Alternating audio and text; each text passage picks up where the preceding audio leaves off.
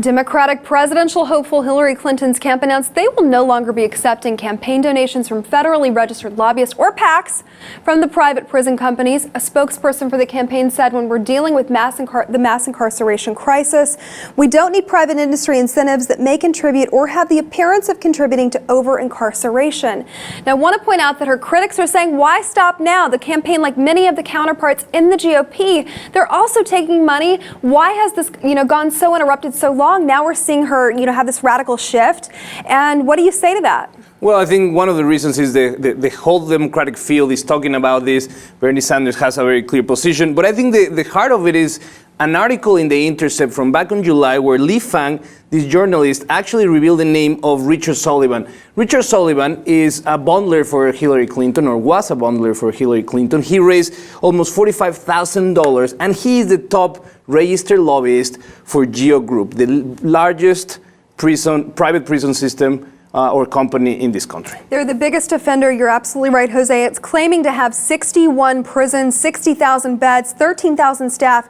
The leader, quote unquote, in the provision of correction services here in the U.S., that's for sure.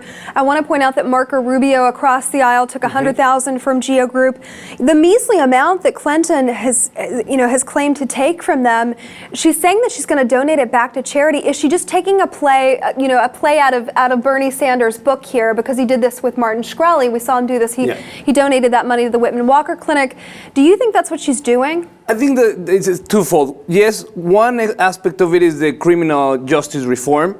The other aspect, though, is immigration. I think that her position on immigration can be as wholesome if she's taking money from the private prison companies that actually profit from detaining migrants while they face deportation. We're talking about a quota, a yearly quota approved for 34,000 beds every day that they need to be available and paid for by the government to these private prison companies to detain migrants. So we see that if she's going to push a pro-immigrant message to get the Latino vote, she cannot profit or she cannot benefit from the work of private prisons.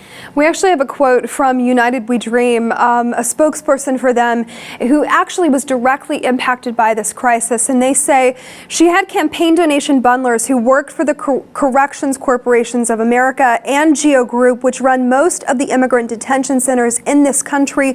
For me, it was a big deal because my dad was detained in a GEO facility. She was taking money from a group profiting from my family's suffering. So This does impact a lot of people, namely migrants, because this is such a booming business, for lack of a better phrase, and it's a business that's very profitable, and this lobby is so powerful. I'm really skeptical. I'd like to believe that she's doing this because she really wants to see mass incarceration, that crisis, come to an end. But at the same time, the timing is really suspect. I mean, it's an election period. There will be, doubt on the real reasons for her actions. But I do think that the wheels are moving forward we saw the cap on prison calls down to 14 cents a minute versus the $7 a minute that they had before.